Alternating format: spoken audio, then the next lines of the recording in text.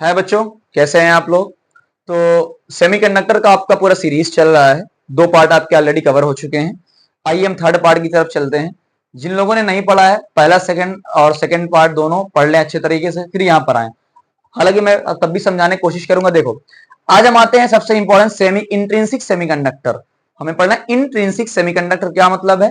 Pure, यानी ये जो सेमीकंडक्टर आपका है कोई मिलावट नहीं है, पूरा का पूरा क्या है? प्योर है। सिलिकॉन या जर्मेनियम पूरा का पूरा प्योर है, फ्री फ्रॉम एनी इंप्योरिटी।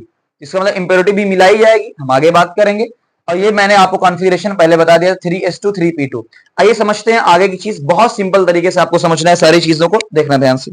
देखो, ये सिलिकॉन है, सिलिकॉन के आउटर मोस्ट में कितने इलेक्ट्रॉन है? 4। इसका मतलब कितने कोवेलेंट बॉन्ड बनाएगा? 4। जितने आउटर मोस्ट में इलेक्ट्रॉन उतना ही बॉन्ड बनाएगा। ये मैंने अपना मेन सिलिकॉन एक बना दिया, सिलिकॉन। अब ये 4 बॉन्ड बनाएगा बगल वाले सिलिकॉन से, एक इधर एक इधर एक इधर एक इधर। इसने 4 कोवेलेंट बॉन्ड बनाए। ऐसे ये वाला ये वाला ये वाला ये वाला पूरा आपका बनाएगा। पूरा फिगर नहीं बना रहा हूं, फिगर आपको दिख जाएगा हर जगह। तो ये सिलिकॉन ने 4 बॉन्ड बनाए, एक अपना इलेक्ट्रॉन एक बगल वाले का, एक अपना एक बगल वाले का इलेक्ट्रॉन बनाया, पूरा का पूरा बना दिया, कोई दिक्कत नहीं, आराम से चल रहे हैं। इंपॉर्टेंट बात करेंगे 0 केल्विन पे। कितना है बेटा? बहुत ध्यान से मैं आपसे कह रहा हूं, समझना। यहां मैं केल्विन की बात कर रहा हूं, डिग्री सेल्सियस की बात नहीं कर रहा हूं। हम जब भी बात करते हैं टेम्परेचर, केल्विन की बात करते हैं। थर्मल एनर्जी नहीं है। एनर्जी का मतलब मैंने फिर से आपसे बोला था, इलेक्ट्रॉन को थोड़ी सी एनर्जी अगर मिल जाएगी, वैलेंस बैंड से कंडक्शन बैंड में कूद के चला जाएगा। अभी क्या है? आपस में कोवेलेंट बॉन्ड है, सारे के सारे बॉन्ड आपस में जुड़े हुए हैं। सारे यहां पर मैंने पहले बोला सब बॉन्ड बनाने में बिजी हैं, सही बात है, सब आपस में बॉन्ड बनाने में बिजी हैं सारे के सारे लोग। अब 0 केल्विन का मतलब, ये आपने क्लास 11 में पढ़ा होगा, थर्मल एनर्जी F/2 kT। अब टेम्परेचर कितना है? यहां पर देखो, टेम्परेचर आपको पुट कर दो कितना? 0। तो एनर्जी कितना आ जाएगी? 0। तो हमें पहले से पता है कि भाई थर्मल आपकी पूरी की पूरी एनर्जी क्या है? 0 है। तो एनर्जी 0 है।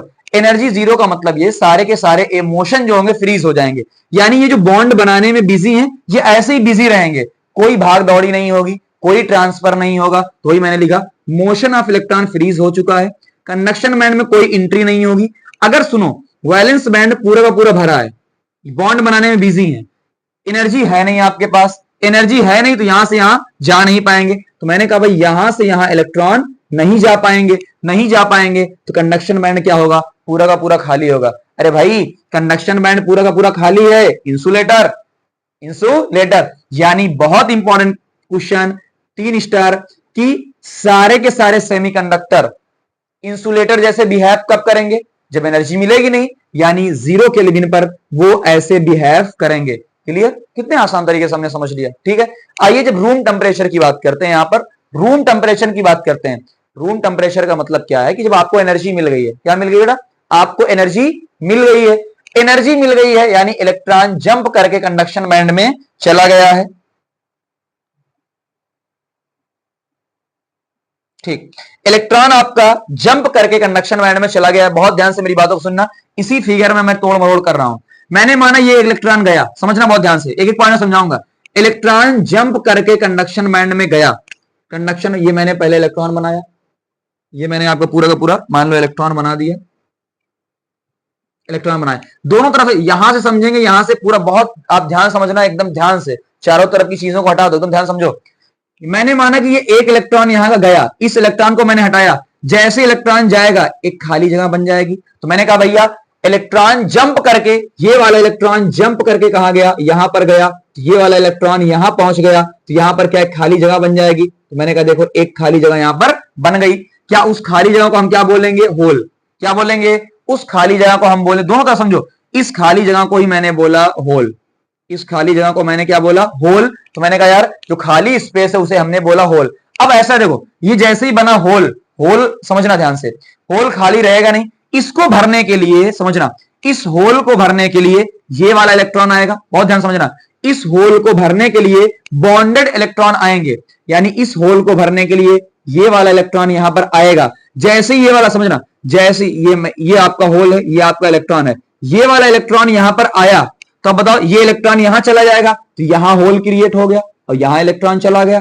थोड़ी देर के बाद ये वाला होल यहां बना, ये वाला इलेक्ट्रॉन आएगा आपस में। तो मैंने कहा इस होल को भरने के लिए मैंने कहा यहां वाला इलेक्ट्रॉन यहां पर आ जाएगा, तो यहां फिर से होल बन जाएगा, यहां होल यहां इलेक्ट्रॉन। यानी सिंपल तरीके से अगर हम कहना चाहें, एक होल बनेगा तो दूसरा इलेक्ट्रॉन आएगा। वही मैं कह रहा हूं, एक होल बनेगा, उसको भरने के लिए दूसरा इलेक्ट्रॉन आएगा तो नया होल क्रिएट हो जाएगा, नया होल क्रिएट हो जाएगा। तो ऑटोमेटिक आप चीजों को समझ सकते हैं कितनी आसान तरीके से। यानी मैंने कहा यार यहां पर जो इलेक्ट्रॉन है मूव करके मैंने माना 4 यहां से गए, मैंने माना 4 इलेक्ट्रॉन गए, तो 4 इलेक्ट्रॉन गए, 4 इलेक्ट्रॉन गए, 4 इलेक्ट्रॉन गए, तो यानी 4 होल क्रिएट हो जाएंगे। सिंपल सी बात है, जितने इलेक्ट्रॉन जाएंगे उतने होल क्रिएट हो जाएंगे, सिंपल सी बात है। तो यानी आप यहां से एक चीज कह सकते हैं कि number of electron is equal to number of the hole, है ना। जितने इलेक्ट्रॉन जाएंगे उतने होल क्रिएट हो जाएंगे। अब यहां से बहुत ध्यान से सारी चीजों को समझना जो मैं आपको बताना चाहता हूं, समझना।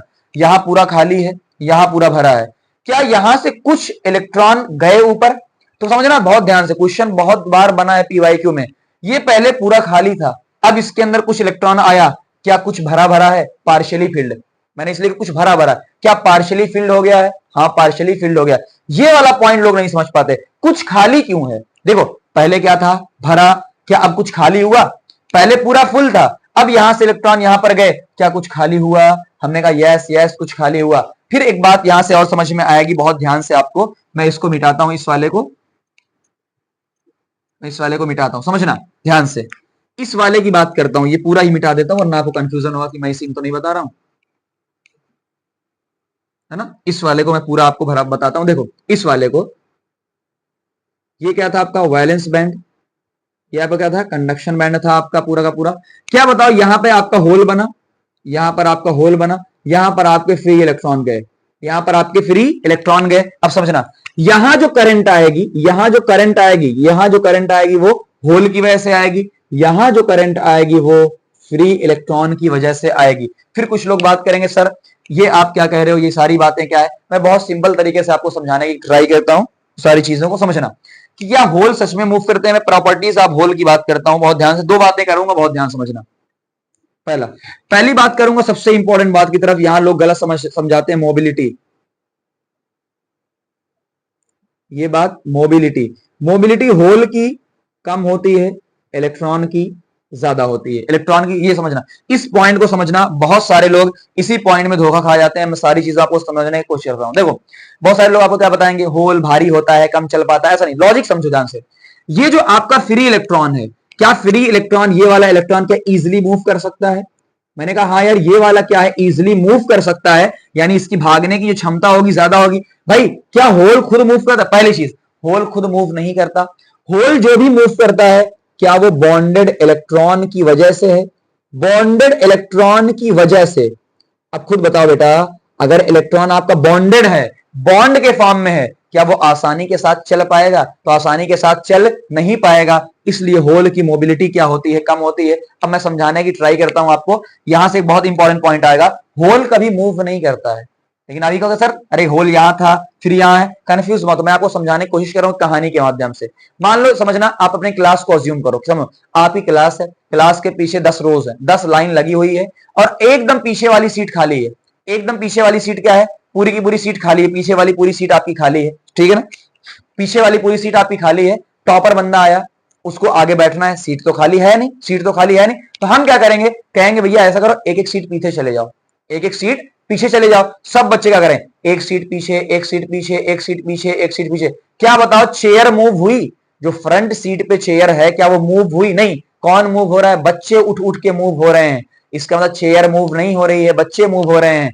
होल कभी मूव नहीं करता है, इलेक्ट्रॉन आता जाता है, होल बनते जाते हैं, इलेक्ट्रॉन आता जाता है। देखो नए इलेक्ट्रॉन, पहले यहां होल था, इलेक्ट्रॉन आया तो होल यहां बन गया, फिर दूसरा इलेक्ट्रॉन आया वहां होल बन गया, तो अपनी जगह को छोड़ते जाते हैं, होल बनता जाता है। तो आप ये कह सकते हैं कि होल कभी मूव नहीं करता है, होल कभी मूव नहीं करता है, ठीक है ना। पहली चीज, यहां आपको बातें क्लियर समझ में आ गई होंगी होल के बारे में। अच्छा हाँ, जितने इलेक्ट्रॉन यहां से जाएंगे उतने ही होल क्रिएट होंगे, यानी इलेक्ट्रॉन और होल आपस में क्या होंगे, बराबर होंगे, और कोई पॉइंट छूट नहीं रहा। फिर आते हैं बात करने की properties of the hole. Hole की कुछ प्रॉपर्टी के बारे में डिस्कस कर लेते हैं कि होल की क्या क्या प्रॉपर्टी होती है, समझना बहुत ध्यान से।